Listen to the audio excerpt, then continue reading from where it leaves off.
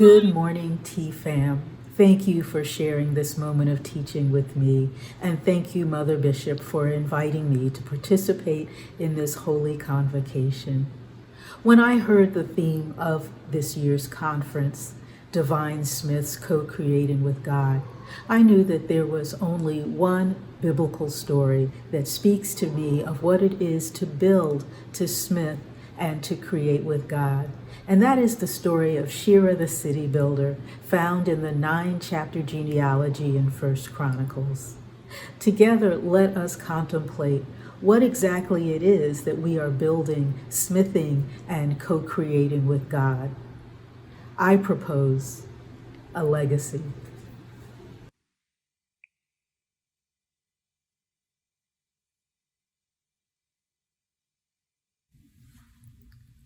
When we're talking about legacy, we're talking about knowing our roots, knowing from whence we have come, knowing who has built a foundation in us and for us, and our building upon it. Building a legacy is much like constructing a building or a city or a community. Legacy is an inheritance to be invested in, or squandered. And there just happens to be a woman who did not squander her legacy, who left a foundation upon which others could build. And that's Sheerah the city builder. Sheerah, who built both Lower Beth Horon and Upper Beth Horon in 1 Chronicles chapter 7, verse 24. Now I trace the legacy of Sheerah back through her African foremother, Asenath. Joseph was named Zaphenath Paneah by Pharaoh, part of giving him authority in the land of Egypt. His name meant God speaks and then life or creation happens. And born to Asenath, the daughter of the high priest of On, were Manasseh and Ephraim, born for Joseph, birthed by her. Asenath, Egyptian and therefore African, was the mother of Joseph's children that were likely born in a queer act of surrogacy. His queerness is well attested from his katonet pasim, his princess dress, the fancy embroidered coat that he wore, which was the exact same in terms of vocabulary as the dresses worn by the daughters of kings in 2 Samuel chapter 13, verse 19. Also, there was an adoption ritual in which Israel says, "Let my name be perpetuated in them, in Joseph's sons," which would be unnecessary if they were his biological offspring. As the mother of Joseph's children, Asenath was through her son Manasseh and his Syrian low-status wife, whom you'll only find in the Alexandrian-produced Greek version of the scriptures, the 3 times great-grandmother of the daughters of Zelophehad. Through her son Ephraim, Asenath was the great-grandmother of Sheerah the city builder, who's our focus today. Asenath was a priest's daughter and likely well-educated. The temple she served at had a focus on medical education. She was a practitioner of her own African ancestral religion and surely passed some of that down. She was the 6 times great aunt of Joshua ben Nun, and she was the same generation as Gilead, each a great-grandchild of Asenath. She would have been 4 generations before her grandcousins, Hoglah, Noah, Milcah, Mala, and Tirzah, the daughters of Zelophehad. Asenath's sons were Manasseh and Ephraim. Manasseh was the ancestor of Gilead, and through him, the ancestor of Jephthah with his side chick, and through his wife, 3 generations later, the daughters of Zelophehad. Ephraim was the ancestor of Sheerah, and through her brother way down the line, Joshua. Sheerah came into being as an act of resistance and hope after the execution of her male kinfolk for property crimes. So this passage in Chronicles starts with the descendants of Manasseh, and in the second paragraph moves to the descendants of Ephraim, both of them sons of Asenath.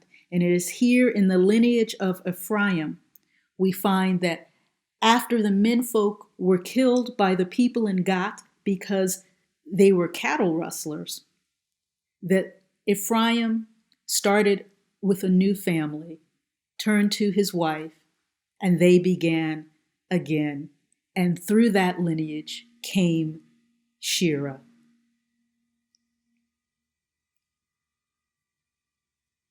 His daughter was Sheerah, who built both Lower and Upper Beit Horon and Uzin Shira. The twin cities that she built are in the traditional territory assigned to Ephraim, near the center of Israel on longitudinal and latitudinal axes. They are located on a slope with the upper city on the crest of a ridge, ideal for fortifications. In the city of Lower Beit Horon that you will see next, the pictures from this time were collected by the American colony at Jerusalem. And one of the things that is most interesting about them is the richly melanated skin of the indigenous peoples at this time, before the founding of the modern state of Israel and before mass immigration from Europe to Israel. This picture dates from between 1910 and 1920. Here in Upper Beth Horon, a more contemporary photo where the original foundations of both Beit Horons and the cities built over them can be seen. Both of these cities are inhabited by Palestinians contemporarily.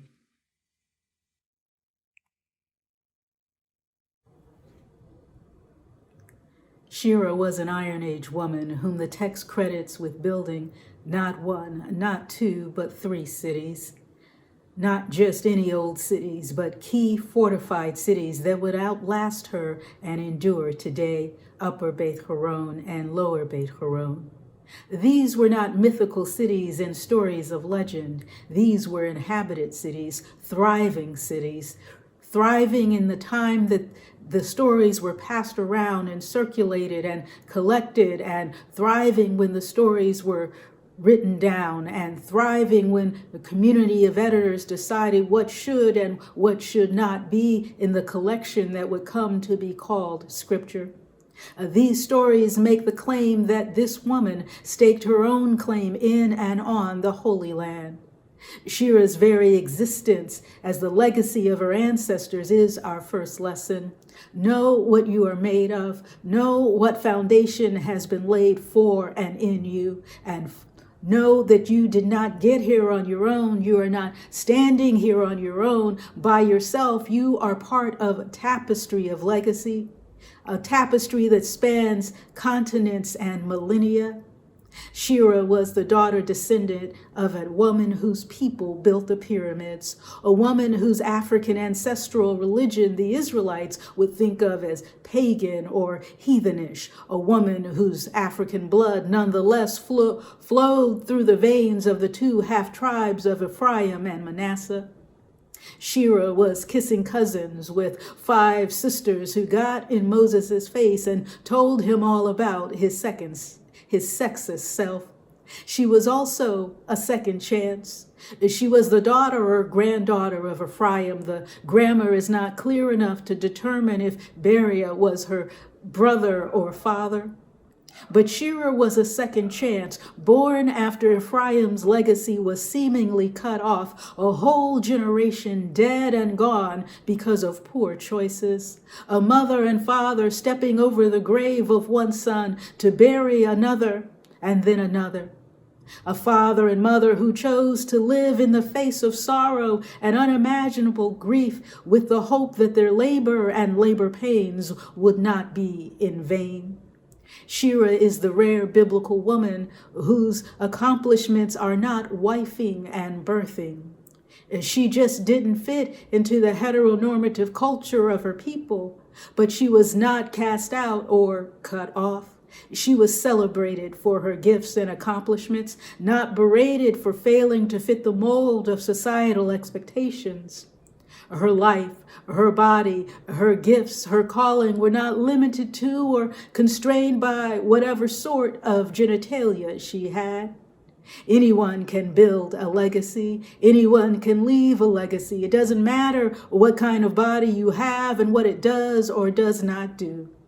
Some folks' legacy is their children. Some folks' legacy is their art and music, everything that they craft and smith and co-create with and for God.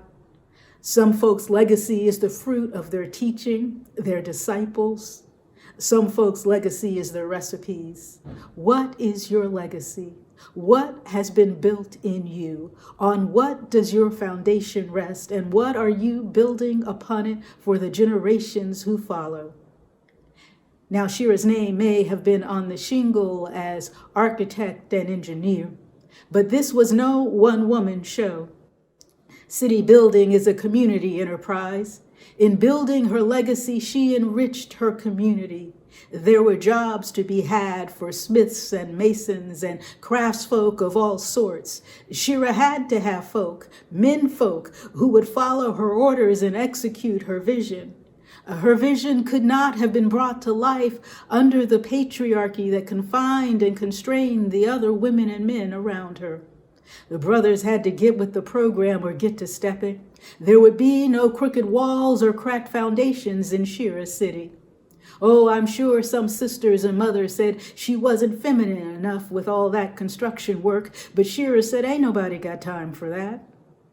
A city is a universe of moving parts. Building a city echoes building a world. Sheerah selected slopes of a valley that would facilitate water collection and retention.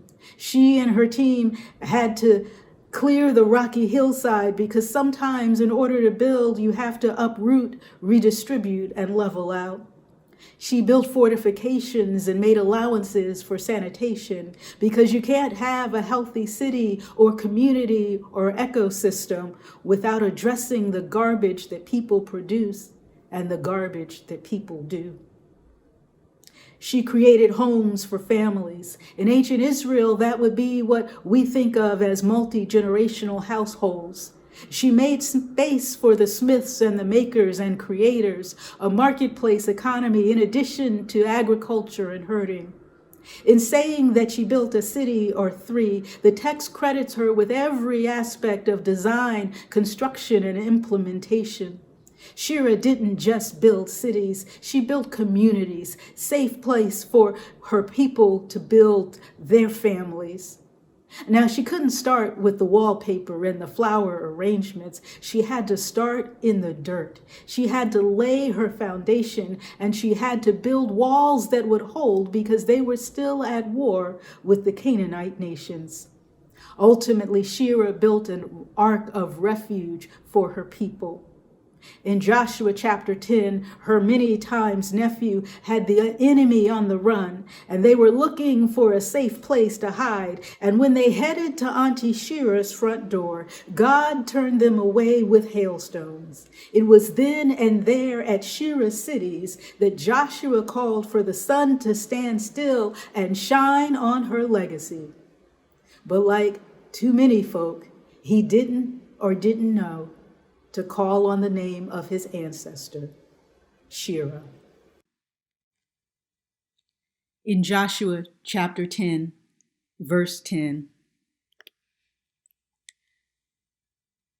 Israel is defending the Gibeonites against the Amorites, and Israel won when God got into the battle, raining down hailstones. And as the enemy fled, they fled by way of the ascent or the hillside of Beit Horon, Sheerah cities. And that is the point at which God rained down the hailstones. That is also the point at which Joshua famously called on the sun to stand still. 250 years after Sheerah built her cities, Solomon fortified them in 1 Kings chapter 9, verse 17, and in 2 Chronicles chapter 8, verse 5. Sheerah cities endured through the end of the Hebrew biblical period and into the Greek period, into the time of the Maccabees.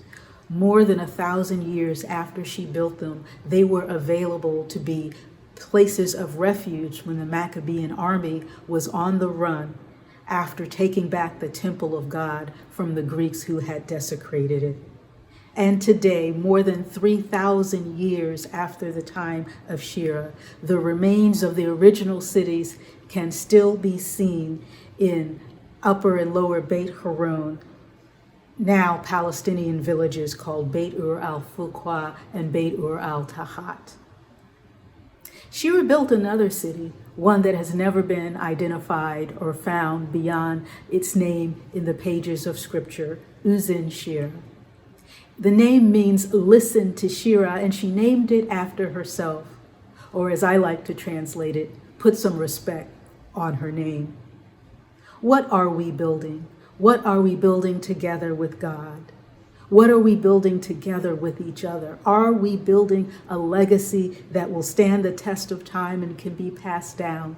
And is that legacy tradition, arts, culture, or a physical reality to pass down to folk who may not remember to call our names, but nonetheless will be blessed by the work of our hands? Are we building a community that will withstand whatever is thrown at it and serve as a safe harbor and ark of safety for everyone within it?